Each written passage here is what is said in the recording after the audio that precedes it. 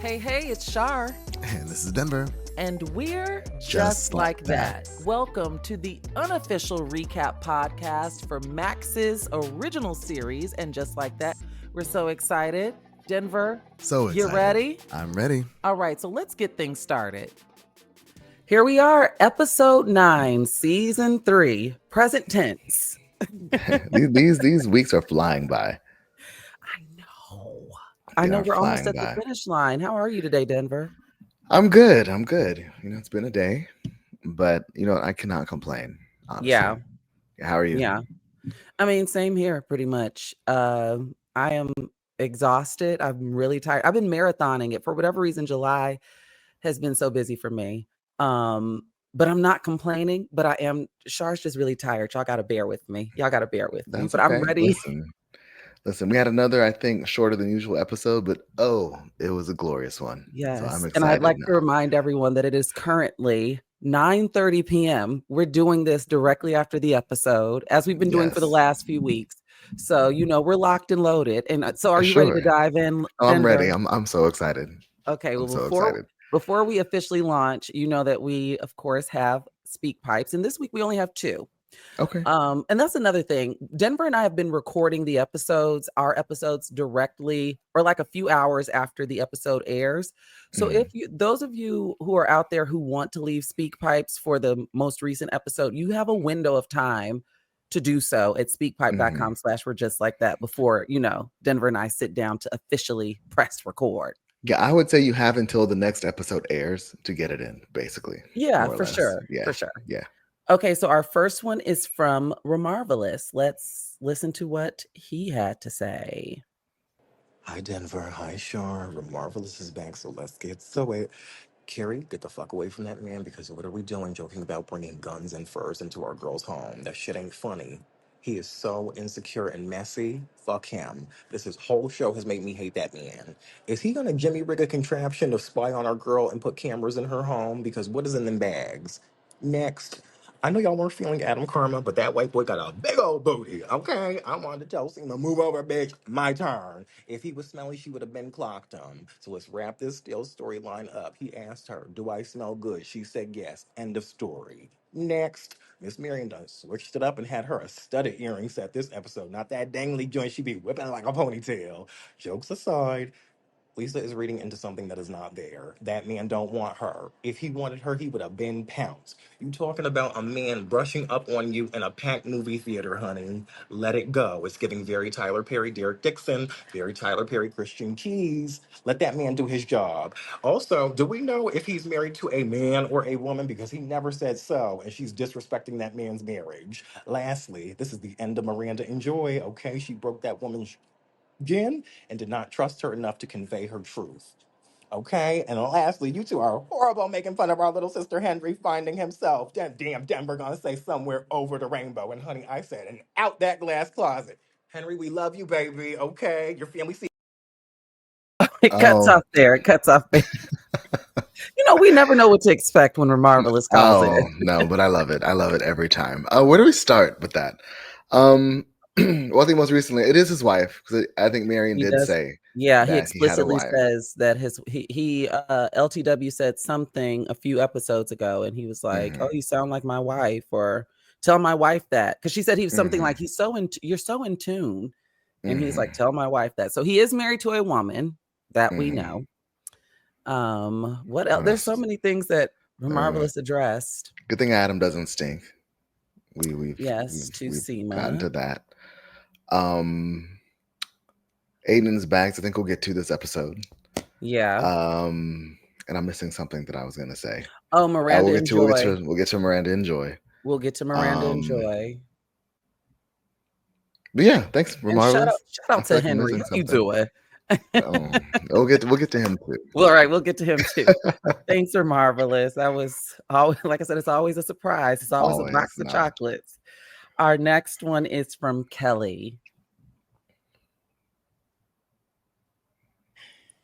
Greetings, Shar in Denver. This is Kelly. And I just want to comment on this most recent episode, which is I am so bloody sick of Aidan, and here's my opinion on Aidan.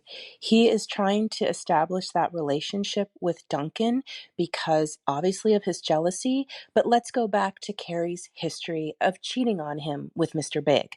So I think subtly that or subconsciously that is on Aidan's mind, and yet again it's like that episode of Sex in the City where Big came out to the country because he was heartbroken and they got into that fight. This is like that, a pissing contest between the two of them. And especially not listening to Carrie saying to establish and keep those boundaries. He's shooting himself in the foot, but I'm ready for Aidan to go. That's my comment. I still haven't watched the rest of the episode because my blood gets boiling when I see Aidan on the screen. So he is tired. Have a good evening. And I'm so glad you're doing this podcast. And one last thing is I wish you two would just continue to podcast because I could listen to you two together forever and a day. Bless you both. Thank you, Kelly. That was super sweet. That Now, was very sweet. Kelly is right on the money. Yeah. And Kelly's sister, you know I'm with you. We have been ready to pack Aidan up out of here, I want to say for like 6 weeks now. Since episode 1, honestly. Yeah. But I mean, Kelly tapped into things that I didn't even think about that actually come up in the episode we're going to discuss. So what I will say is and just like that, the Instagram account posted the that flashback. It was a still from, when Big went out to the country. And that pissing contest, as Kelly just referenced, and also Andy Cohen posted a throwback because he reprised his role. So let's officially jump into season 3, episode 9, present tense. All right. So Denver, as you mentioned, this one was another short episode, but I was just talking to a friend who binged Sex in the City, the series, within I think he said 48 hours. So it was like a callback because, those episodes without commercials, they're like 28 minutes. Yeah. And so if you really sit down for a weekend, you could probably get through all 6 seasons of Sex in the City if you really. Yeah. I mean, I think I did initially. I never watched it in real time. I didn't either. A friend who watched it and we just ran through it. I didn't either. I had seen a few episodes, and my fandom for this show officially began when I went to the theater to see the first movie. And I was like, oh, let me lock in because the first movie was just so good. I always tell people that's a good starting point because you don't really need a frame. They do a good job of giving you a quick little backstory. You don't really need a frame of reference to appreciate the first film. So if you don't want to start season 1, episode 1, if you want to see if this might be your thing, your type of show, start with the movie. That's smart. Because the when you start a new show, sometimes it could be a slow burn if it doesn't immediately suck you in, So start with the film. So here we are. The episode opens up with Carrie returning from running some errands, and she calls out for Aidan, but there's no response. She's calling out for him a few times, and that's when she discovers, when he finally does respond, the call is coming from outside. And it's because he's out back in the garden, the rat highway. He's in the back having coffee and a chat with Duncan, and Carrie's face drops, understandably. I have in my notes. She looked perplexed. She was that's a nice way of putting it. It was very she didn't look mad. She looks more so confused. I mean, obviously, because we just we'll unpack this. So then we get, of course, a jump scene, and it's Seema. She's in bed, and Adam is fresh out of the shower, which is how I like to see him, freshly bathed. Okay, whoever said he looks dirty, you can't say that anymore. No, I can't. No, you can't. He looked good. He looks great. By the way, did you ever get around to watching the architectural digest of Carrie's apartment? No, it's on my list. You gotta watch it. I will before next episode. I will. Okay. I thought about it a lot. I thought about it a lot this episode because when she was calling out Aidan walking through, I was like, damn, I need to watch this. Yeah. And I saw there's a few things that have popped up on my Instagram of behind the scenes, with the costume department, that have just randomly popped up that I've watched. They're just little 3-minute, stuff. Okay. So nevertheless, which people have been pointing out, say nevertheless a lot. I know. Take a shot. If you drink, no Miranda. Okay. If you drink, every time you hear me say nevertheless, maybe you should take a shot. I love it. I feel like it's a great segue. I think it's underused everywhere else. I think it's perfect. I'm reaching into my Andy Cohen bag, my Watch What Happens Live bag. Is every time you hear this word, Ding, ding, Anyway, ding. so yeah, Adam is fresh out of the shower and he jumps into the bed, honey. And as he kisses, he plants a kiss on Seema. She's like, "Oh, what's on your lips?" And he says, "Ice blue secret." So he was giving her a taste of his critique, if you will. Like this is what I taste. He's proving his point. Which I feel like is so rude. It's Like I would so have been rude, mad. but It's it's so kind of rude. cute. It's kind of cute I at the same time. guess. So, Only because it's him. in this, he hands her a large crystal tied to a string as a substitute, as a deodorant substitute for her to consider before digging back into her armpit. I have in my notes, I'm too ticklish for this. And what is it Oh, with I'm this super man and ticklish. armpits? Maybe it's a pit fetish. He digs in pits all day for work. He Clearly, digs in pits at night. Maybe he's just like a pit person. That's all he I is got. like obsessed with armpits. Yeah, I know the gays like armpits. That's like a thing I see all the time. Yeah, I learned that in a very strange and peculiar way on Twitter. Yeah, and apparently man scent has kind of been percolating for the last couple of years. And I I have yeah, a and I have a theory with that and everybody making like a whole body deodorant. I think that something post COVID has changed people's scent receptors, and maybe so. people are just smelling, not smelling. There's just something weird's going on, and nobody wants to I've talk seen about it. debates around pheromones and to your point about man scent, there's always Mm, a discussion about like what it's so subjective because some people mhm. are funk masters and others Absolutely. just like want like, oh, you were walking around for 6 hours type thing. Like I prefer that smell. And some people are No, like, no, there's go a to the guy gym at and my come old right gym. home. There's a guy at my old gym. He's into it, and he smells like hot onions stuck between ass, and he does it on purpose, and it's so pungent. You can smell Oh, him across the gym. Like, in cartoons when like somebody would smell somebody cooking, and you'd see like the scent in the air, and their Pepe Le nose would go up Pew. like that. I mean, you Yeah, can like, oh, he's over there, and it makes you want to vomit. Like it's so bad. that is so And I'm like, rude. nobody else in here smells it, and clearly everybody does because everybody's making the same face. That And is so rude it's so bad, and so nasty. and I'm surprised the gym even allows it. Yeah, because But some gyms will tell you, "Hey, baby, you need and they to." should. They should. They We have should. showers for a reason. Well, But nevertheless, God, I anyway, said it again. What's with this guy in armpits? I have that in my notes, and then we see Seema. She's fresh out of the shower, and she grabs the crystal, and she decides to give it a try as a deodorant substitute. Why? I mean, Because why she's not? trying a lot of new things these Why days. not? So Sometimes when you get new energy in your life, you're very open in more ways than one. So indeed. now we are back in Carrie's garden backyard. And the convo between these three is so awkward. It is the most awkward dance. We got Aidan rambling about how he went to London once to see Chippendales up close.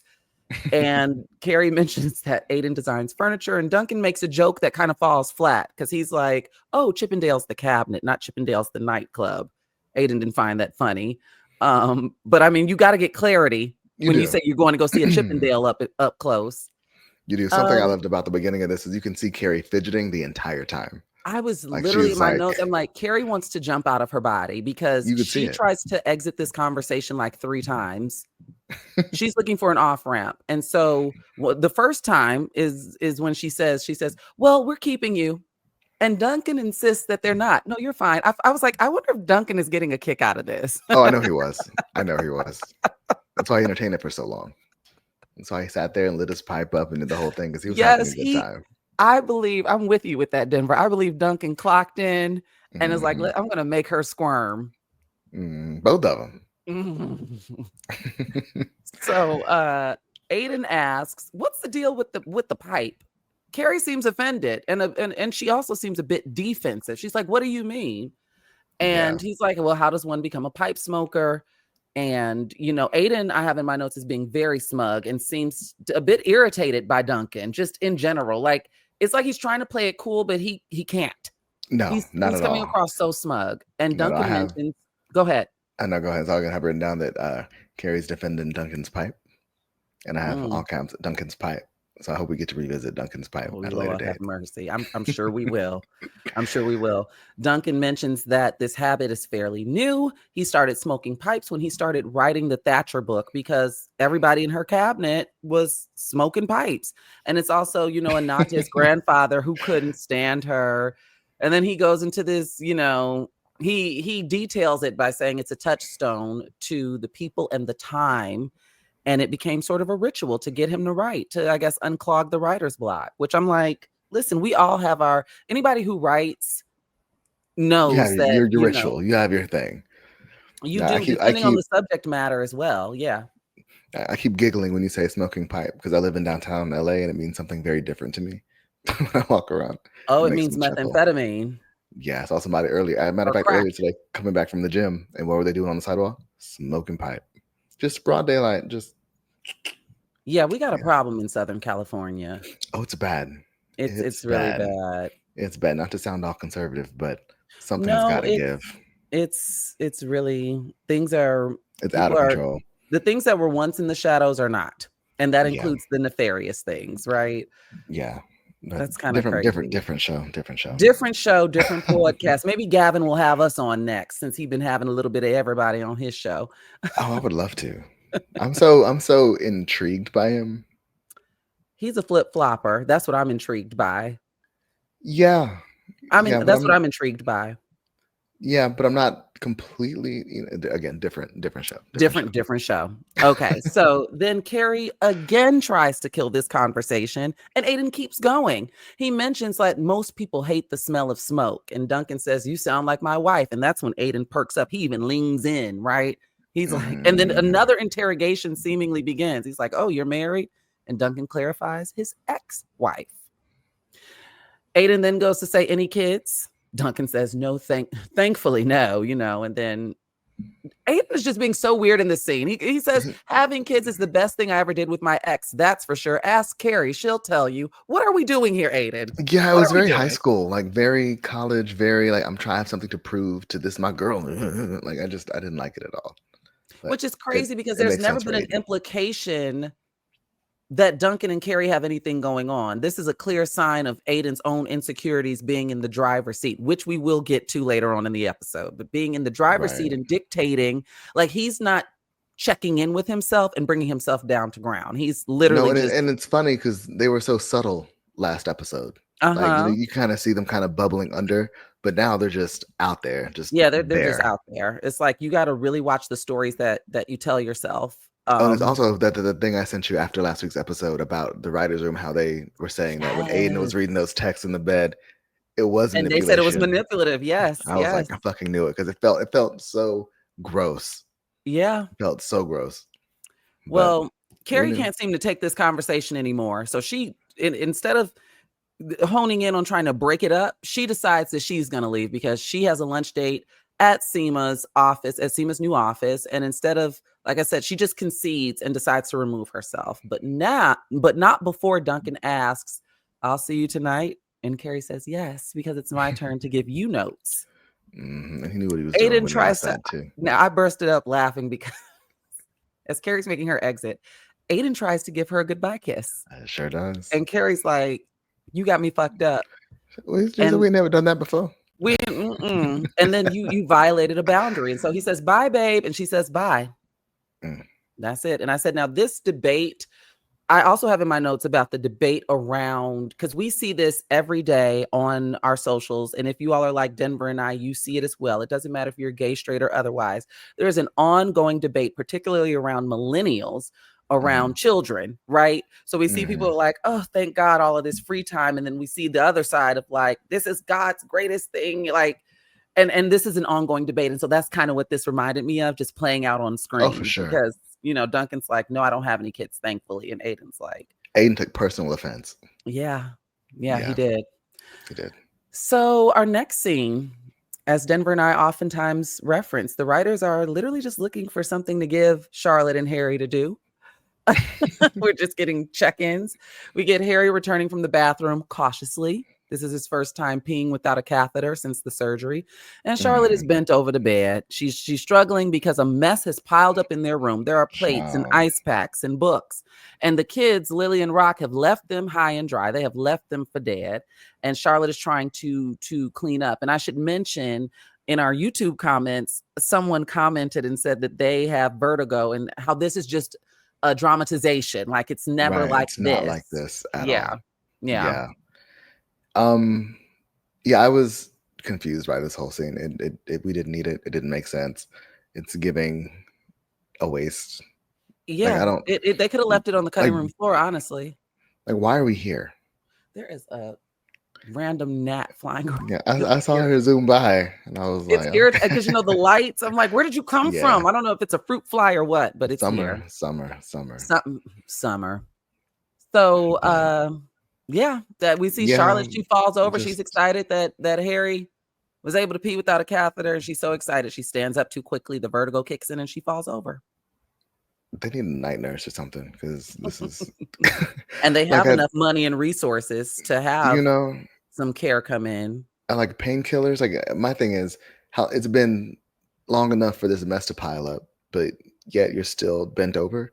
Like, do we not have medication? Are we not seeing anybody? Is there no healing, no recourse, we're just in the exact same spot we left you last episode with 3 days worth of dishes and mess. And I think it's so indicative of teenagers. Feels lazy. The fact that Lily and Rock left them for dead, like that's such teenage behavior. Oh, like, of course they're not there cleaning up after y'all. Of course they out in the streets doing God knows what.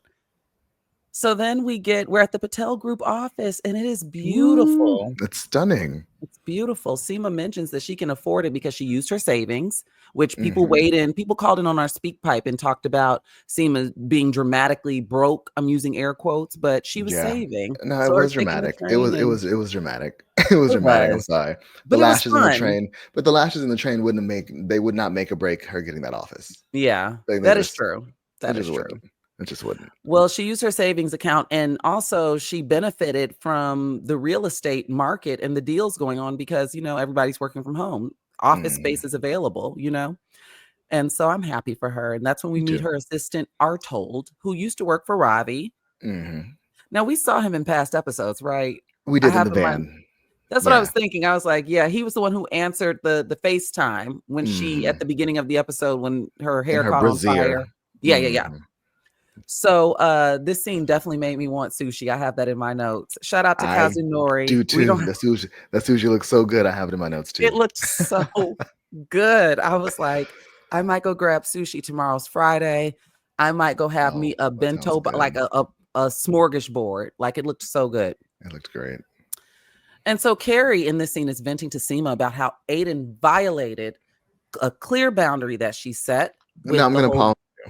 Go ahead. I'm sorry. No, keep going with the whole finish that sentence. With the whole Duncan thing. And Carrie's like, he was sitting up there holding a mid-morning talk show against my wishes. Now, what was the boundary? Because if I remember correctly, it was, we're not inviting him to dinner. We're not going to be that neighborly. Was the boundary like, don't interact with him at all? And was that clear? I think the boundary, what I interpreted from it is that when they were talking, when Aidan was getting dressed for Charlotte's gallery and standing outside of Carrie's closet, remember, permission to cross, and Carrie's like, permission denied. She emphasized that they are not neighborly in that way. Like, that is not the relationship. She emphasized to me, this is what I got from this, that she wanted to maintain and keep a relationship where it's just page 22 sucks, where we are just exchanging notes on books, almost like she's not even interested in a friendship. That's what she gave to Aidan. That's what I got from it. And he violated that boundary while attempting to connect with this man in a way that Carrie's like, I don't even talk to him like that. We talk about how page 22 sucks, and you're out in back having a cup of coffee with him, like chilling and interrogating him about his family. Well, I don't think she knew that at the time. I think to me that boundary was kind of unclear because, yeah, sure, we're not going to invite him for dinner and kiki over a meal and all of that. But I mean, if you're spending this much time with him editing for hours and hours and hours, then surely we can have a conversation outside on the patio that we both share. That didn't seem like I see that. An extreme because Aidan violation. even pressed her and was like, well, what do you know about him? And she's like, I don't know anything. And he's like, I find that hard to believe. That was last week's episode. Yeah. but she knows Aidan. Yeah. And that's the, you know Yeah. what I'm saying? Yeah. That's what she's Yeah. telling Seema. Um, and so, yeah, Carrie mentions that she thinks Aidan is threatened, and not by Duncan, but by her. And that's when she leans into her lore, as the kids say. Mm. And she tells Seema about their past and how she cheated on Aidan with Big, which sowed a seed of distrust. Seema then spills the tea about how Aidan was asking not only her, but her man Adam as well about Duncan at Charlotte's gallery opening last week. And she suggests that Carrie talk to Aidan about it, but Carrie says that she won't. She hopes that this is just a blip. I have in my notes that this is clearly avoidance, No, right? absolutely. And it has Absolutely. nothing to do with the conversation possibly being uncomfortable. It has everything to do with Carrie still lying to herself about the quality or lack thereof of her relationship with Aidan. And she tells Mhm. Seaman that she's too happy. Seema, I said she tells Seaman. She tells Seema she's too Well, happy that Aidan is there finally, and she doesn't really want to disrupt that. yeah, it's a load of bullshit. He Yeah, just doesn't want to get into it. Yeah. it is. Yeah. Miranda But I could mean, have I been at will this say, lunch with them. oh no, but I mean, I will say kudos to her for acknowledging her past and realizing how that's having an effect on her Mm-hmm. current relationship. I mean, I think Mm-hmm. that's a big step, especially, it's hard to be cheated on, but it's also Yeah. hard to be the cheater. You know what I mean? It takes Yeah. a lot of, I Well, if you have guess, self-awareness, self-awareness. because people Exactly. cheat all the time and go to sleep just fine and Mm, don't think twice about it. So, if you're on a redemption mm. arc, maybe. Wake it up. Well, lunch gets interrupted by our told because Seema has a business meeting across town in 40 minutes and she's cutting it close. Mhm. Okay. But he doesn't know any better. Our told he's still He's adjusting. He's new. from London. Yeah, he's still adjusting to New York. So then we get our next scene with Herbert opening the fridge and he's spiraling over cheese and pasta. Okay. Baby, He I wants, felt this so much. oh, this be you, Denver? Oh my god, like it's so bad. I mean, luckily, like when I'm like dieting, my partner is at the same time, so like we don't Yeah. really have that. But I understand just the hanger feeling of just Yeah. wanting to eat something and you Uh-huh. can't, and you're just like anybody can get it about Well, anything. see, the way that I look at this, because I used to have an unhealthy relationship with diet culture, and Hmm. the way where I'm at today is where I've been probably since 2020, since the lockdown and stuff, is that I can have any and everything I want in moderation. Any and everything. I don't diet anything away. If I want cheese and pasta, I'm having it, but maybe I'm just Hmm. having a little corner. You know what I'm But here's saying? the thing. I mean, Like that's my calorie generally. deficit game is on point. I mean, that's generally how I live. Like, Yeah. I don't believe in like pure deprivation Yeah, yeah, yeah. unless it's a specific situation. So like right now, we were getting ready on for a vacation for his birthday. So Yeah. there's a beach involved. So now it's like, okay, the moderation, just cut it out for 2 weeks. And these Yeah. 2 weeks, they are Vanity purposes. correct, but these 2 weeks are wearing me thin because Gotcha. I'm not used to living that way. Yeah, You know yeah, what I yeah. mean?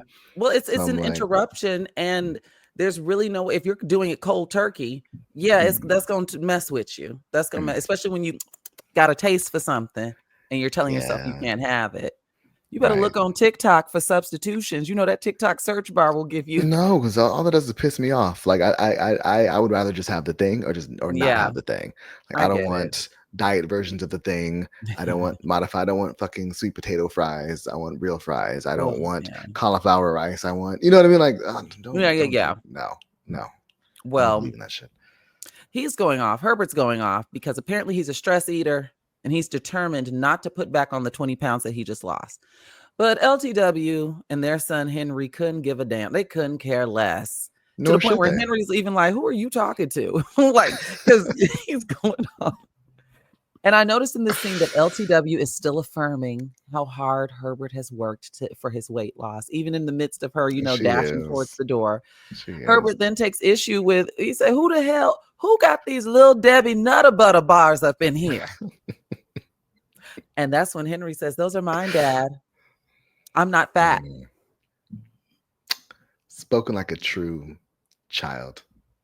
Did you Of just call me fat cheese boy? I did. that's what he said. And did. That cheese boy felt a little loaded, if you ask me. Well, I mean, It felt like a substitute. I'm sure. I'm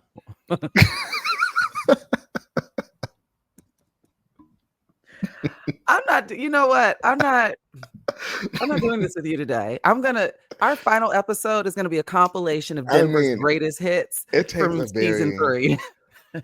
First of all, I feel like it takes a very unique child to even call their father fat in the first place, And to even say, who are whether you talking directly or to? indirectly. To say, who are you talking to? I wouldn't dare say that to. I wouldn't say that to my parents today.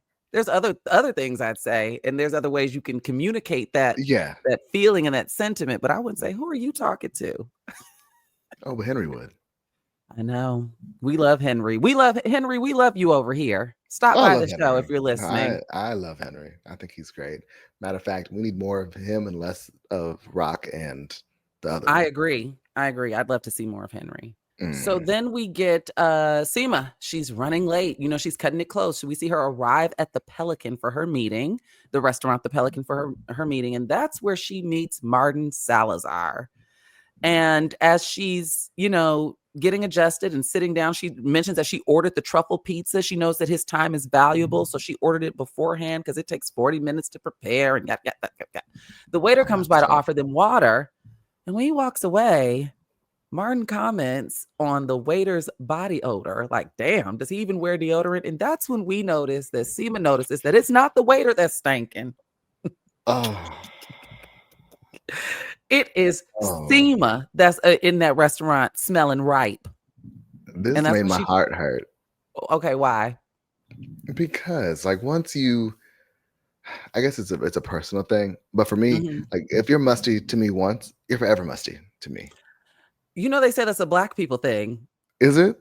Yes, they said that that's like a running joke that Black people define you by your worst moments culturally. If you're musty once, they'd be like, "Which you talking about musty Denver?" Oh, And it she's was like musty. you had one bad day 8 years ago. You talking about Yes, musty Denver? yes, yes, and I will expect it every time I see you, even if you don't. I'll Yeah, expect it, I and think so I give people a little grace. my heart hurt for her. It I think really give did. people a little grace because, like, if someone has a day where their breath isn't the freshest, they are not then marked forever. Like stinking breath, so and so. They're not marked by that unless it's like No, egregious chances are, halitosis, bad tooth yeah, breath. chances are, if your breath is rank one day, it's probably rank most days, I and you just don't disagree. know. And I I feel like disagree. chances are, if you're rank when you hug me once, you're gonna be rank when you hug me again. And I don't think that I've ever been disproven in that. I feel like everybody who I've assumed musty from henceforth out has been musty Damn, from henceforth out. damn. Honestly, because I'm trying to think of like, no, it's pretty I've had consistent. I've had both instances where people have been forever must. I've never had anyone. Well, there's one girl I went to high school with who had consistent bad breath, but most people Mm, is like, it's a bad day, especially if it's not a first impression. We've all mm. had a garlic bread or an onion, Yeah, I a mean, and that makes vinaigrette, sense. you know. I, but I also But think body odor is different from breath. it's situational. Like if you hug me and you're musty and like you're walking home from the gym, that's kind of expected. Right, You know right, what I right, mean? right. But if you're like at a If meeting it's a or Monday a morning at a dinner, coffee shop, you know what I mean? That's yeah. a bit different. But Well, nevertheless, it's just like, oh damn, Seema. I'll get to this after I talk about this scene. So Seema notices that it's her, and in a panic, she gets up and excuses herself to the restroom. But of course, the restrooms are not communal, they're individual, and someone's in there. And so Seema becomes the woman that she just was making fun of last episode with putting deodorant on in public. But what inherently makes Seema's a little bit more permissible is that she's doing it in private in public. It's discreet in public. She's not sitting at a table, putting on her deodorant. Now, Yeah, who cares? Like, just put it on. Like I felt what that I way will last week. say, what I The will say is shame I that don't I'm get. glad she did not get rid of her travel stick, her Me travel too. deodorant roll on. Me too. And for me, I have in my notes, like I've tried this before. I've never tried the crystal or rubbing lemons under my arms, but I have Hmm. tried the aluminum free deodorant and it broke my underarm out so bad. I need the aluminum. Like it made my underarms kind of Really? burn and a little itchy. Yes, it tore my underarms up. And I was like, no, I need the aluminum. And there's also a trick that I learned from way back when on the Tyra Mm. Banks show that I always carry with me when things like this come up. If there's ever a point in your life where you look up and you forgot deodorant, because this has happened to me, rushing to get out the house, especially when I had a 9 to 5.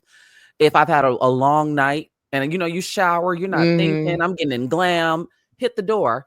And you realize that you don't have deodorant on, go to the restroom and put the liquid soap under your arm. Now, it's not going to last all day, but it will buy you some time. It immediately kills odor. Shout out to Tyra Banks. That's where I learned that tip from. Interesting. Now, it immediately kills odor, but it has to be the liquid soap, not the soap that you pump and it's foamy. Like the foamy soap? Yeah. No, it's got to be like the gel, and you put that under your arms. No water. Don't add water. You put it under your arms, and it kills odor, and it buys you a few more hours instead of sitting there, being like, somebody cutting onions. Right, checking. Let me tell you, I wear aluminum-free deodorant. Really? I do. And there's a couple tricks to it. One, they're not all the same. Did you have a rough transition from aluminum to aluminum free? So there is an adjustment period. There's an adjustment period of like 2 weeks where you don't really stink, but you definitely like, okay, I can't tell if this is working the way it should or not. Then after that, it's smooth sailing. But, and I've been using it for years. It never fails. After a few months, maybe like 4 or 5 months, it just stops working. Then I have to switch to another brand. Like there's like 3 or 4 that I have to like rotate in and out because it just fucking stops. Right. You know what? That's another thing. I'm not a sweaty person. Like I know people who are like sweaty people. I'm not a sweaty person. And I noticed that with aluminum free deodorant, I was sweating under my arms. Oh yeah, it doesn't stop the sweat at all. Like aluminum, the antiperspirant is what's in the aluminum deodorant. Yeah. The aluminum free doesn't have the antiperspirant component to it. So it just stops odor. Correct. But that is also why I have an aluminum stick for events, dinners, when I'm going to be really social, just because I don't have time to play those games either. Yeah. So So I have. Interesting. 2. Yeah. Interesting. Well, I'm glad Seema was able to recover. Me and too. I would have put on a little bit of perfume too. Shit. Okay. But nevertheless, damn, I said it again.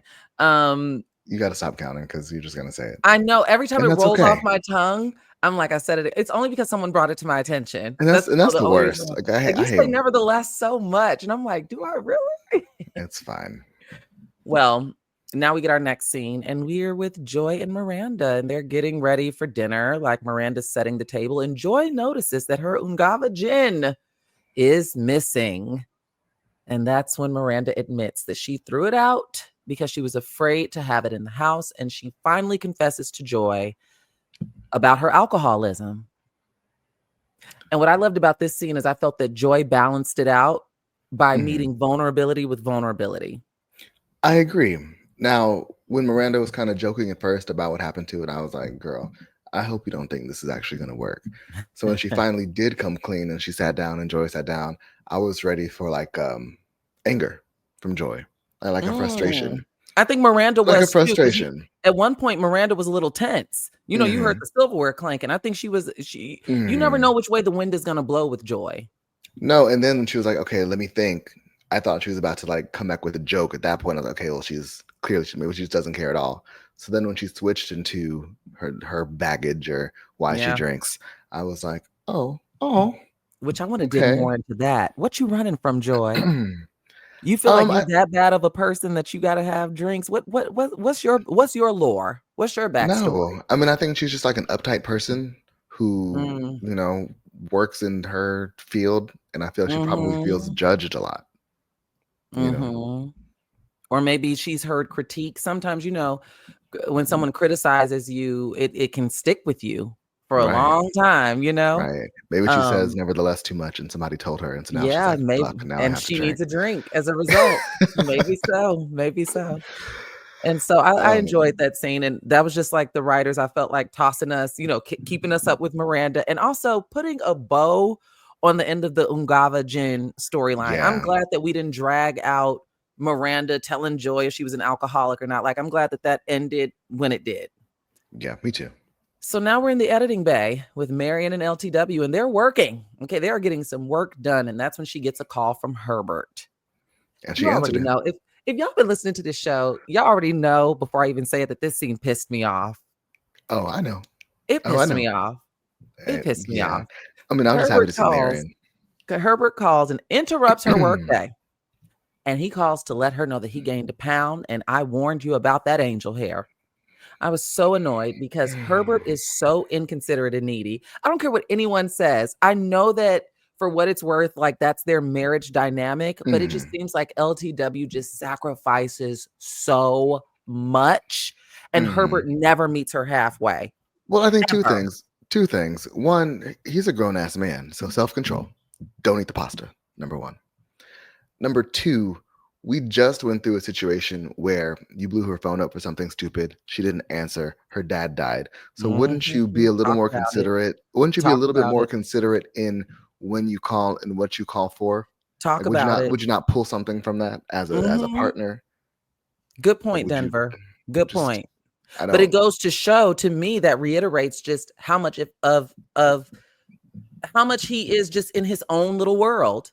He's not zooming out and looking and really considering her or her time or her feelings. It's all about him all the damn time. That's what I get from Herbert, and that's what annoys And me about him. what did he want her to do about it? Well, he Like, said, I warned you about that angel hair. okay, but you already ate it. The pound's already there. He So you're wants the calling her at whole work to house. chastise her? He Are you wants the calling to whole house reprimand to her? suffer and be on dietary restrictions because he apparently is a stress eater, which is That's fine. cool. I've been Tell a me that stress at eater home. sometimes too. So, you had two things to say just now, Denver, and LTW had two things to say to Herbert. The first of which is I'm at work. The second of which is Ozempic. Get off my, and she hung up. No bye. No, I love you. It's click. As she should. And I think I that mean, with that, seriously, I almost stood up and clapped. me too. It was the most appropriate answer. I mean, but we should probably take a break here, I think. Let's take a break. Cool. All right. And we're back. And if I'm not mistaken, we are picking up with Carrie and Duncan going over their notes. Yeah, we're in Duncan's kitchen. All right. And these two are exchanging notes. And there's a knock at the door. And what I love is because this ties into our theory earlier in the episode. Duncan says, it's your man. Like, don't play with me. But didn't like barely shifted, like didn't break his Don't play line with with me. anything. But that's what makes him so swaggy. Like, Yeah, don't play with it me. was swag. It was It's your swag. man. My eyes rolled so hard when I heard that knock too. Like, because you knew it was some bullshit. Aidan is such a nuisance. So Carrie goes to the door and Aidan's got juicy T-bone steaks. And he's insisting there's more than enough food for the three of them. He wants to make dinner. He's being really, really pushy. And Carrie is standing firm. We good.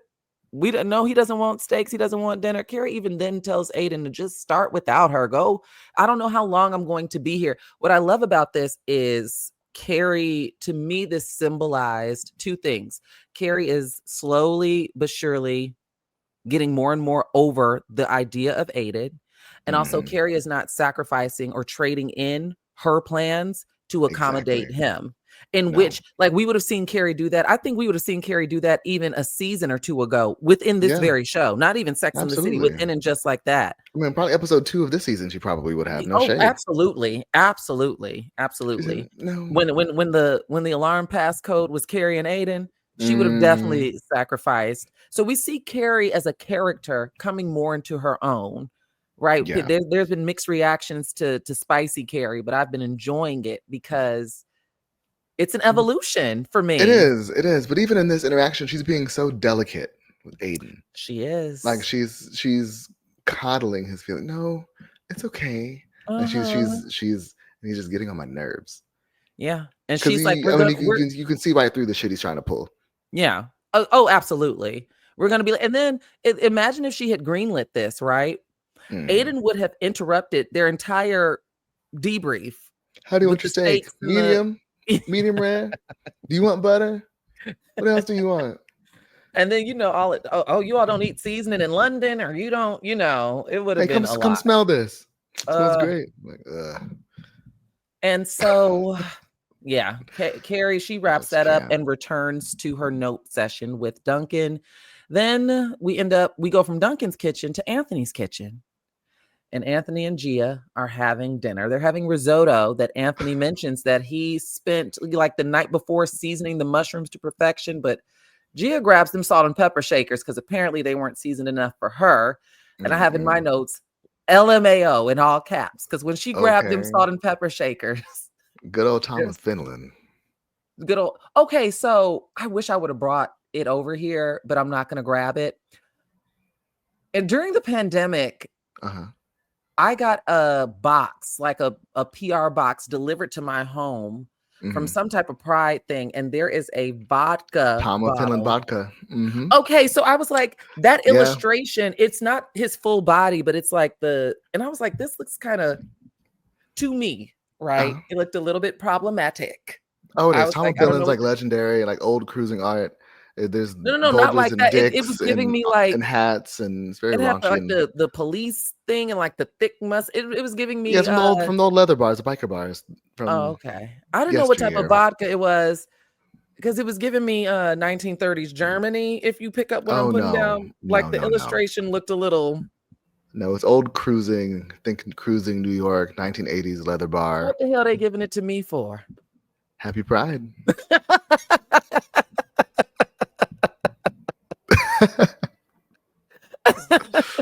That's essentially what they told me. I thought about doing that for Halloween one year, but I don't think the illustration come to life. The boots and but I saw somebody else do it. I was like, oh well, never mind. But I did think about it. Maybe. Well, I thought this was hilarious. His salt and penis shakers, as Gia later calls them. But she says, I owe you an apology. I haven't been easy on you. Anthony then says, what exactly is the problem? And that's when Gia explains that Giuseppe's father was 30 years her senior. And throughout this entire scene, she's projecting onto Anthony because even he's like, okay, well, what that got to do with me? But I will say, like, when she was explaining it, I kind of understood where she was coming from. Oh, for sure. If that were my story, I wouldn't want my son in love with a 62-year-old man. Also, how old is this man? How old is Anthony? Yes. I think he was. Now we're at 62. Final answer. Yeah, I think that's the reality of it. Okay. Because he's not that much older than Charlotte, and Charlotte we know has not reached her 60th yet. Well, that brings me to my second question. What is this apartment? Like, it's why rent do I controlled. feel like? Oh, okay. There we go. He says it's rent controlled and the yellow and whatever. Like, it's New York City. You always talk about New York City real estate. Yeah, I just feel like at 62. It's New York City. Yeah, but everybody else is in New York City too, and they're not necessarily in that type of. Well, Carrie would have been still in her apartment if it wasn't for Big's life insurance money. Yeah, but her apartment wasn't Anthony's apartment. I'm just saying, it just felt. I think what's throwing you off is the colors of the wall. Maybe because it was like yellow, like because the kitchens were small. Carrie's current kitchen is too small for that big ass Gramercy house. Like, like it's New York. Yeah. Okay. Well, from there, like I said, she explains also that, she was in her prime, and in her prime, she had to become a caregiver, young lover. An old man is not something she wants for her Giuseppe. Anthony is insistent that he loves Giuseppe, and that's when Gia drops the accent and cuts to the chase, asking Anthony, what's his price? What's it going to cost you to get the F out of Giuseppe's life? Name a price. No, that accent drop, it gagged me. It did. It reminded me of Vanessa Williams' character in the Tyler Perry movie. Oh yeah. And then somebody else, Smollett and Kim Kardashian. Somebody else just did it on Drag Race this past season too. In one of the challenges. Really? Yeah, I can't remember who. I want to say Irene. Well, Anthony goes off, right? He's like, "You're not, Dottoressa Gianna Amato from Rome, or even Gia." Oh, I missed whatever. Yeah, it was my autocorrect said brunette. But that's not what the word was. But Gia Brunette from Buffalo, you're my manipulative Aunt Michelena, the Boston bookie with a beard. And like these two are about to come to blows. It's emotional blows, I should say, because Gia gets so emotionally charged up that she just throws everything off the table, which I was like, as a therapist, it's never that serious. Well, to your point, Anthony stands up and says, someone needs a good therapist. No, Annie.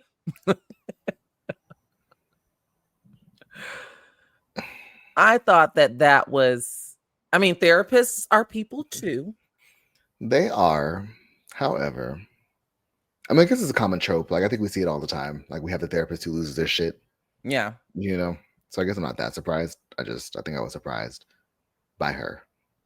Well, she slips back into character and it's like, oh, let me clean this up. And she grabs a knife. And of course, the commotion causes Giuseppe to then come into the kitchen because he hears commotion. He comes in to check and he walks in on his mother holding a knife up to his lover. Mm. And that's when Gia tells Giuseppe, she says this in Italian, that basically she is going to cut him off for the foreseeable future. She will not support his New York City lifestyle until he leaves Anthony. And maybe then they can revisit this conversation. She should. And I hope that means she's gone for the rest of the season. Oh, God, yes. Now, why do you say that she should cut him off? Because I feel like if you can't be in my life and be supportive, then you just need to be out of it. And if you're going to remove yourself, then I feel like you need to remove all ties. That way it's just, it's clean. You know what I mean? And to your point about money is a form of control. That is true. And to your point about not wanting things for your child that you had for yourself, like having them to go through things, I think that does a disservice to the journey, right? Yeah. Like, we don't want people to trip and you know, and scar their knee, but tripping and scarring your knee in various forms is a rite of passage. It's part of life. So and she hasn't even taken the time to get to understand or know some of the nuances with their relationship because she's so busy with projecting her own experiences on her son. Anthony is not Giuseppe's father, so you can't project that on. And Giuseppe is not Gia. They're not. But he's also 62 and not rich, and you know, not the most attractive person. So if I saw my son and his, what is he in his 20s? This person, I would be like, he's in his what are we? 20s. I'm like, what are we doing? Yeah, what are we doing? Also, Denver, you're the one who always brings up certain nuances. It's a different day and age, and this is a gay couple. I'd venture to say that maybe gay couples operate in different capacities than cis het couples do because of the delayed, what's it called when gay people... The second adolescence. Yeah. So he might be 62 physically in age, but maybe not 62, like, because of the delay. He's 62 physically. I'm sure. I don't know. All that physicality I'm a is bit 62. more forgiving with this relationship. I don't look at it. I don't think it's fair for Gia to project as harshly as she is. These are two totally different circumstances. So now we get Carrie returning. It's late as hell, and Carrie's finally going home. When she enters her kitchen, she sees that the steaks, those expensive steaks, are on the counter, seasoned and uncooked, which would have pissed me off. Because don't dirty up my kitchen. That was passive aggressive. Why are you leaving this meat out all night? Like, are we not going to eat it tomorrow? You just want it to go to waste? You just want it to go to waste? It could have been in saran wrap and in the refrigerator or in a container. But it's not only passive aggressive, but I'm someone who that would have sent me over the edge because do not dirty up my kitchen. Do not dirty up my kitchen. You didn't even attempt to put stuff away. It's garlic cloves and shit all over the cutting board. Like, you don't do that. And it's New York City on top of that. You're inviting critters. We just had rats in the backyard. That part. And so when I saw it, I thought, okay, well, maybe he just fell asleep. Or maybe he was preparing and she took so long. Maybe he just fell asleep. That's where my mind went. Or maybe he's taking a pee break. Maybe he's in the bathroom. You know, maybe he's just sitting in the corner just mad. You know. No. Instead, he's upstairs in the bed staring at the ceiling. He's wide awake. And Carrie doesn't even, I give her credit. Because the first words out of my mouth is, so what we gonna do with all this meat in the kitchen? What we gonna do with these steaks? Hey, boo, what we gonna do with these steaks? She doesn't even address it, right? She is relieved that she's like, oh, good, you're awake. Carrie then thanks him for being so understanding, and she crawls in bed and nestles up under him for a good cuddle. And that's when Aidan makes the grave mistake, still deep in his feelings. Get away from me. You smell like smoke. Go take a shower. Now, you know, I do not defend Aidan, but no, we're not doing this. I was like, okay, at least he's being honest in this moment. Like that, oh no, is probably what he should have done in regards to Duncan a long time ago. Yeah. Instead of acting like a child. So I appreciated the fact that he was actually verbally fed up Like everything finally matched. See, that was the window to have the conversation was right there. Because he still was childish, saying, get away from me. You smell like smoke. Go take a shower. Like it was and we visibly see Carrie. I saw myself in that. We visibly see Carrie sit up and kind of snap her neck because I saw myself in that. Don't worry. Literally, that's me. Don't worry about it. Don't worry about it. Like that's me coming down to earth. Don't worry about it. And so what I have in my notes is we then see, Carrie out of the shower, her hair is wet and she's walking to the guest bedroom. And I said, now, if you zoom out and really look at that scene, right, it's so much deeper than what it was because you do some of the most, and this is a common trope that everyone always talks about. Decisions are made in the shower. Oh, absolutely. The mind gets to, whether you got music playing or you're showering in silence and just letting the pitter patter of the water be therapeutic, your mind is, you got a million tabs up in the shower. Everybody does. Right. She knew she wasn't going back into that bedroom. She knew exactly what point she was going to make. She knew where she was going to poke. She knew where it would land. She knew. I should also mention when you wash your hair on top of that, there's songs about that. I'm going to wash that man right out of my hair. Shout out to Diana Ross. Washing your hair is sacred, no pun intended. That's a sacred ritual. Well, it's funny because when she got in bed in the robe with the wet hair, which I thought to myself, do women actually go to sleep with wet hair? Just exposed like that? I mean, but Carrie, she likes to rock and roll. Well, so in my mind, I'm like, okay, so she's just waiting, like she's prepared for like she's set the trap. You're forgetting, she set the bait. You're forgetting. Before she got in bed, she went into that guest room and she slammed the door. Yeah. That's the signal that not only am I out of the shower, I'm not returning to the master suite. He's coming. Yeah, he's coming. And I'm about to fuck him up. It's on.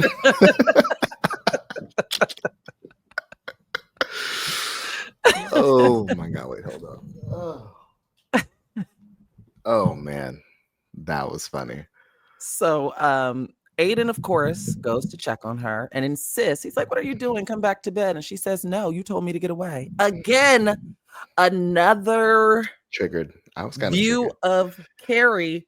This is the new Carrie. Season 3 has ushered in a new Carrie Bradshaw. Yeah, she. I was triggered. Why were you triggered, Denver? Because I think I've been on both ends of that type of argument or tiff. Yeah. I've been Aiden was like, okay, no, I'm not doing this. Just go. And I've been okay, I got you. Watch this. I've been in both. I was triggered in this episode, but I'll tell you why at the end. It has nothing to do with this scene, but I do know that this is something that I've clocked a long time ago, actually with the help of therapy, is that I'm so invested in peacemaking. I think about how Miranda just tried to shut down that weird conversation with Carrie and like, okay, girl, you got it. Like, I feel like if I would have reacted in a way that Aidan would have reacted, my knee jerk would be going immediately into apology. If you're in the guest room and like, you told me to go away, like I would have definitely crawled in that bed and been like, I'm so sorry. I didn't mean it like that. I just had a moment. Like, that's my knee jerk. But also being sincere, it's not performative. Like, I'd be like, really, like, I was just irritated. Like, I go into over explaining and apologizing. Yeah, no, I think I would have slept on it. And then much like Aidan the next morning, which I'm sure you're about to get into, just started fresh. So, well, speaking of the next morning, I'm very of Carrie. Because we until we have conversations, there is no starting fresh, Negro. Oh no. So where are we at? Oh my God. Okay, so the next morning, Aidan is in a good mood and he's making breakfast. Carrie is uninterested. Okay, she's going for a walk, and this just piggybacks off of my last comment. I am unwilling. There is no way. I think because I come from a family that has the conversation, I have been primed to be unafraid of uncomfortable conversations. I am confrontational. That's not necessarily a negative. I think people paint that as a negative, but I am so determined because I know I'll spiral. Trying to fill in the gaps and stuff. Why do that when I can just ask you and then make my decision from there? But there's no way that we're starting fresh without having a conversation. There's no way that Shar is just going to move to the next moment or the next whatever. I might do it in the moment because there's a time and a place for everything, but we are going to have a conversation. No one can ever say that Shar, if there's ever a hiccup or we're not speaking anymore, no one will ever be able to say they don't know why. Right? It'll never be like, and I feel Shar that. just stopped calling, a year ago, and I guess we just kind of faded up. No one will ever be able to say that, because you'll know why, because I'm going to tell you. I mean, if there's a real issue, I feel like people will know why. But I mean, in this instance, I feel like I would, as I do sometimes, I'll move on and then I'll circle back. Like I'll make sure like temperatures are like I'll make sure temperatures are calm, and then maybe after breakfast. Okay, so we can talk about this now. Okay. You know what I mean? Okay. Like I won't go right into it. Also, I think my peace offering, like my love language is like a peace offering. So like if we're getting into it the next morning, yeah, I will get up. I'll make breakfast. I'll make your favorite thing, just to kind of signal like, hey, I'm really not that mad. So whatever it is not that deep. So, once I test the waters and kind of see where we are, okay, let's just talk about it. See, you'd have to prompt me. You'd have to say, can we talk about this? You can't make breakfast like, hey, I'm making breakfast, as if nothing never happened. That's what's gonna piss me off. If it's like, hey, I'm making breakfast, can we talk about last night? You you can't. Yeah. See, well, let us know. And it's cool. Yes, go ahead, Leah. Let us know. I was just gonna say, let us know what you all think. I know the YouTube comments are going to probably have something to say about this, but also feel free to call in at speakpipe.com/for just like that. Let us know. Are you leaning more so towards how Denver might navigate something like this, or how I might navigate something like this? I'm curious. I genuinely am curious to know. Yeah, and I will say, in my relationship now, I feel like Jonte is more than likely the one to be like, so we don't talk about yesterday. Yeah. But after we've kind of moved on for a bit. Yeah. We have to get in a better headspace. Otherwise it just doesn't work. I actually mentioned you all last night. I was at a friend's birthday party, and there was a woman there who, I'll tell you later, because she's known. I don't want to tell her business, but she's a Leo as well, and she is married to an Aries. And I said, I have a friend who's in a relationship, and she was like, her two best friends are Capricorns, and I was like, I don't know what it is about the damn Leo Capricorn. I think we work best as friends. I'll put it that way. I don't know how Michelle and Barack do it, but I think platonic friends work space. So yeah. Carrie goes for a walk, and she says that she's going to go for a walk, but before she does, they get into a bit of an argument, much to what Denver and I were just talking about, because Carrie distinctly asked him not to talk to Duncan, and that's when Aidan gets defensive and says that I was standing on the terrace, and Duncan came outside, and Carrie she clocked the hell out of him. Because, why were you on the terrace? You don't smoke. Why were you on the terrace? Admit. You actually have no business out there, young man. And Aidan tried. Lord knows he tried, talking about he wanted some fresh air. And Carrie's not buying it. She's calling BS. Open a fucking window.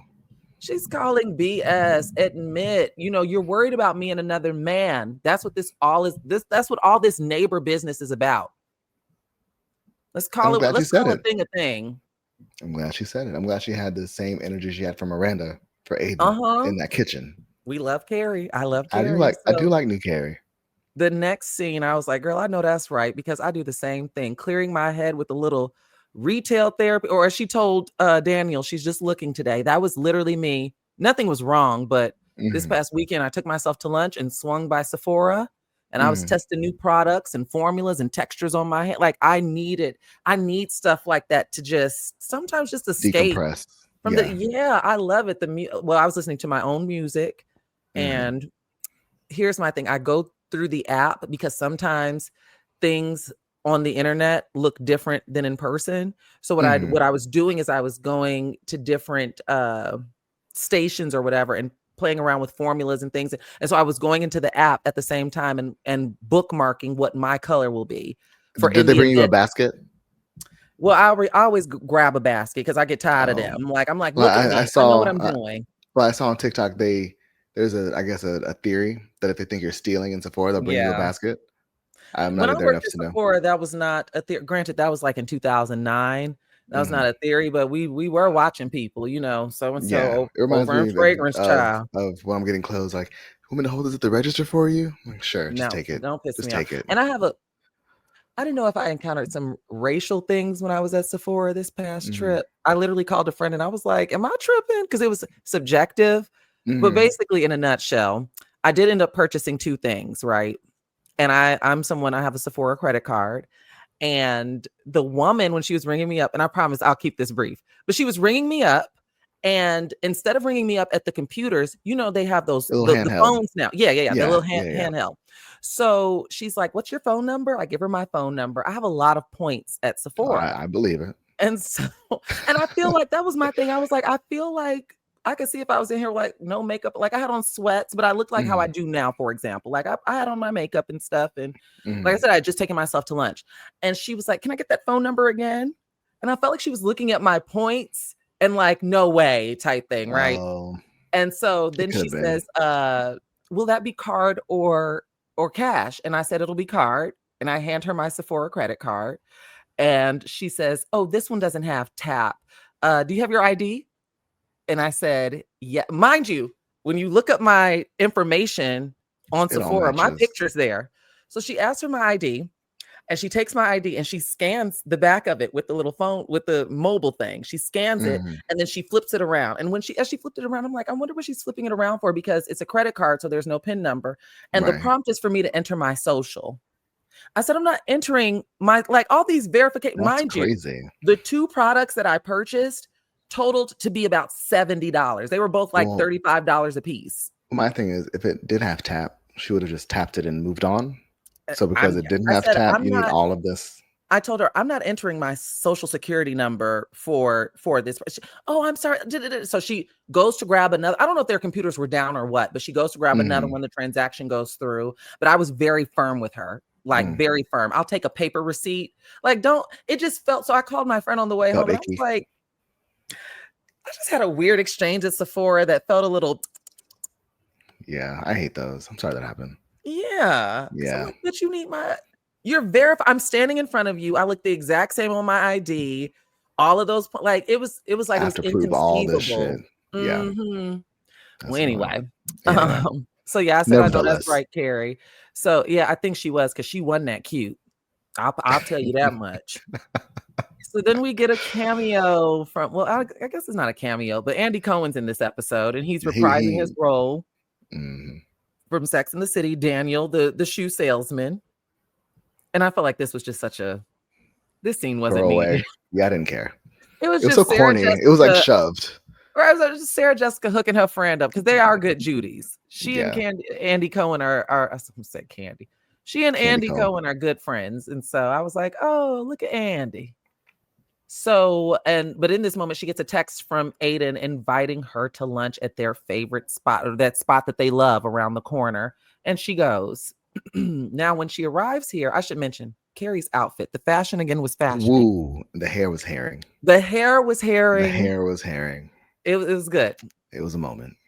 Um, but yeah, so she goes to meet him for lunch, and that's when Aiden comes clean. I have to say, I loved the writing in this Yeah, scene, me too. because this ties into the title of the episode, present tense. Because Mm. Aiden says he does have trust issues when it comes to Carrie and other men. And before he can finish his sentence, she interrupts. Wait. You said, "Do you mean have or had?" Like, which tense are you using, baby? And what I love is he's like, it's just a word. And Carrie's like, "It's No, not no. just a word." I have in all caps, the famous hashtag, words mean things, because they Words do. mean things. They do. They do. They do. And he's like, "Sorry, I'm not a writer like you and Sherlock Holmes." Also triggered. He's still okay. Because Why? I've been on the receiving end of that type of argument too.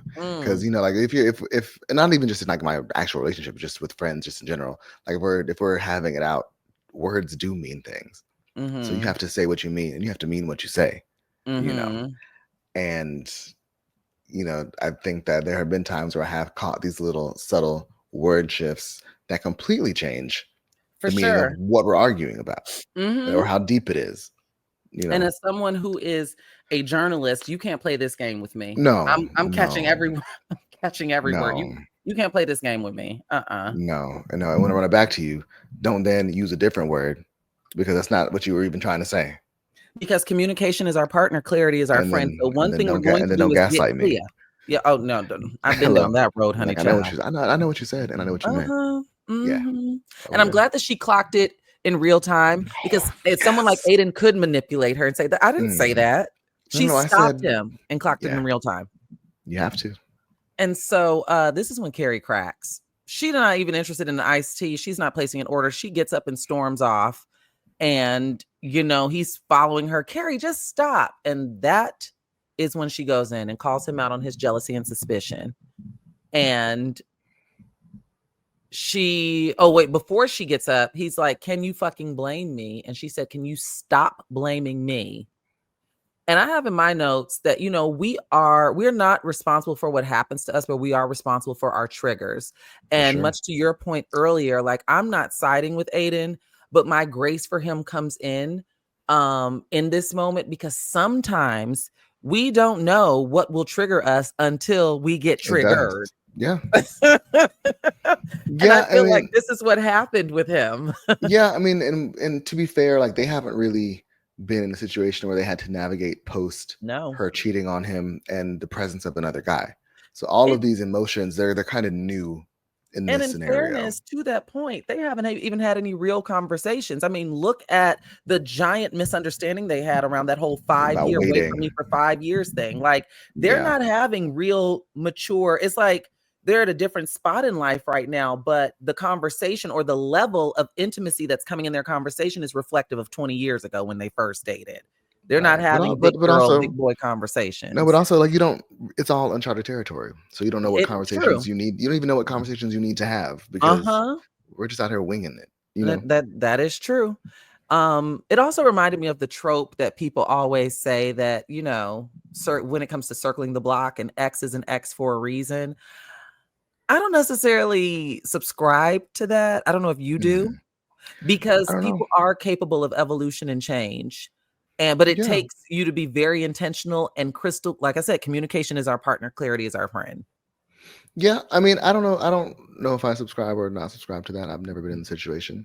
But I mean, again, I think it kind of comes back to no amount of change can prepare two people for a brand new situation, both of them, So and I understand Carrie being offended because, Aidan's hanging a 20-year-old mistake over her head like this, I've never seen Carrie crash out like this. Well, new Carrie. In public, no less. Yeah. Well, she crashed out on Miranda in public. Did she? Yeah, I'm thinking about the movie when they went out for Valentine's Day. I just mean on a man. Ended up, true. Yeah. So, and to your point, I have in all caps, they're having a public spat. Carrie is pissed. She has done everything to show him how fully committed she is to him. She's moved mountains, she's moved apartments, she's sacrificed so much. And I had to write this line down because she said, I have agreed to arrangements that you yourself can even live up to. Well, let's lay it out. Let's lay it out. Let us I not love forget. this Carrie. I love this You have a lot Carrie. of nerve sleeping with your ex-wife and getting mad because I'm be for studying.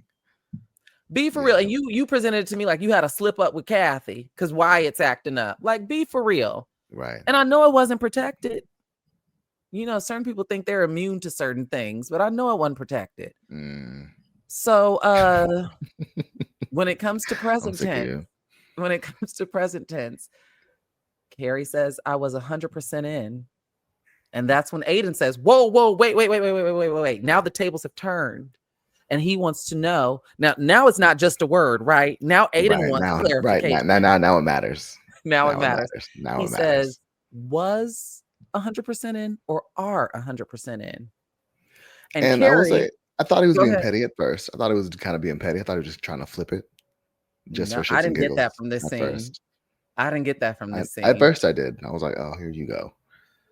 Carrie, the writer who understands the gravity of words, doubles down and says, was.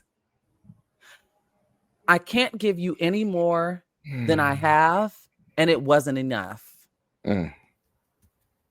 She mentions all the family stuff. As she should have. And Aidan says, again, centering himself, but I need 100. I need 100%. And Carrie says, so do I. So do I.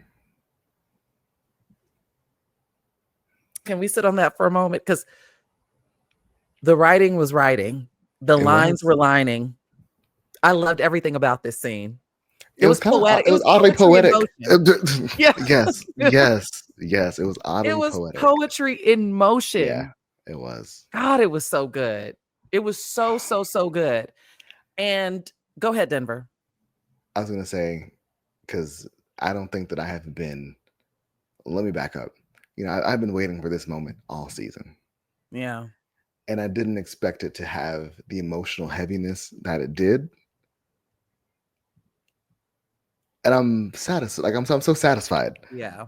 Like I'm so satisfied. I think I have in all caps rejoice. What I will say to that point is I'm glad that, because we talked about this a few weeks ago, I'm glad that it's Mhm. Carrie that did it and not Aidan, because you said that Aidan was going to do it. I think that was your Mhm. prediction. I'm glad that Mhm. Carrie finally pulled the trigger on this. And speaking of triggered, this was the scene that triggered me, because it's so hard to walk away, but sometimes it's so necessary. You're just losing more and more of yourself. You're draining more and more of yourself. And again, to that point of poetry in motion, it can be so painful. Even Aidan mentions, I really thought we were going to work out this time. And even that's so sad. I Yeah. mean, It's not sad, sobering. and It's so, I all the mean, bullshit aside, it's very it was sobering. sad in like an emotional way. It was kind of sad and like I don't want to say like pathetic, but like I thought we were gonna work this time. Like okay, I we've wonder if been it's on one of this those road before. karmic relationships that the TikTok girlies be talking about, because Oh, I don't know. how do you define this? Like, she gives him one final hug and emotions are running high, but I'm so proud of our Not for girl. me. I'm saying for them in this scene. Like not for me. I had the For biggest them in smile this on my scene. face. I'm so proud of her for walking away, and she stopped lying to herself in that moment about the quality or lack thereof of that relationship, because we saw Carrie essentially gaslighting herself most of this season. Right, Miranda, I'm in a relationship. But even as she was laying it out, bringing up the family stuff, I'm like, okay, great. So she did know all along. Like Yeah. she knew. Yeah. She knew. Yeah. She knew. Duncan opened her eyes. So then we see Carrie, our next scene. Carrie is removing all of the Virginia paraphernalia from her refrigerator. Oh. And, she's getting her house back together for herself. We see her putting her pillows, her extra pillows back up. We see Shu coming Giving out that of the cat his room closet. back. Yes, Okay. she got the room back. Give him his room back. God damn it. And then we end with Carrie. We see Carrie, a glamour shot of her, of course. The glamorous of shots. We've gotten some good glamour shots of Carrie in the nightlife crossing the street. Remember the one when she was meeting up with Lisette? I literally have fucking walk in my notes. She's walking. She was pumping. And she's meeting up with Charlotte, Miranda, and Seema, it looks like, for drinks and dinner. I'm glad that Charlotte appears to be doing better. Hopefully the vertigo won't be mentioned next episode. Yeah, I realized this is our first group scene all episode. Yeah, it is. It is. Which was interesting to me.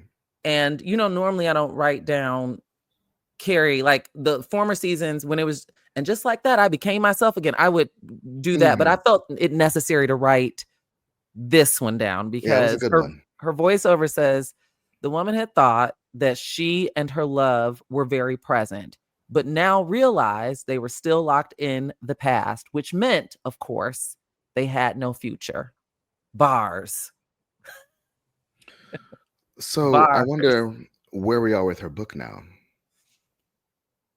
I think that book is going to make sense because Miranda clocked it a few episodes ago. You're writing about yourself, but you're putting it in 1860.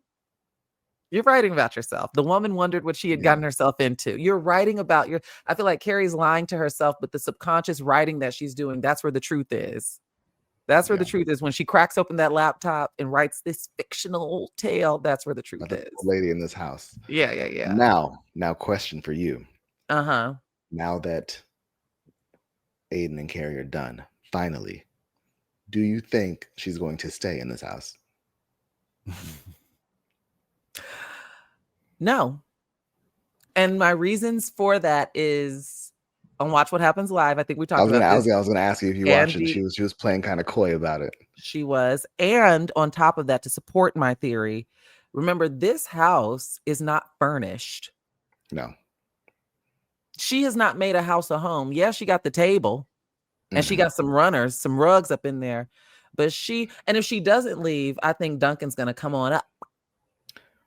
Well, I think my only thing also adding to the idea that she's going to go back is we got that really random scene with Lizette in the beginning, and she was talking about the apartment and all of that. That just felt really random.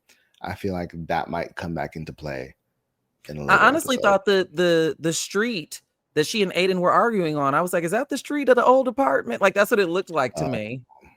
Maybe. So, I mean, I don't know, but how do you rate this episode, Denver? Well, considering we are finally, hopefully, done with Aidan for good, I'm going to give this one a 9. I'm going to give it a 9. It was oddly satisfying, even though it was short. Yeah. And Charlotte did that whole weird back thing. I feel like we got to some shit finally. You know what I mean? Like her and Aidan had it out. Aidan met Duncan. Carrie kind of got some sense. Like I feel like everything finally just kind of happened this episode. Yeah. I kind of wish every episode was this. I think like this emotionally intense. Yeah. Sorry, that's my I dog. guess Kenzo wishes that too. I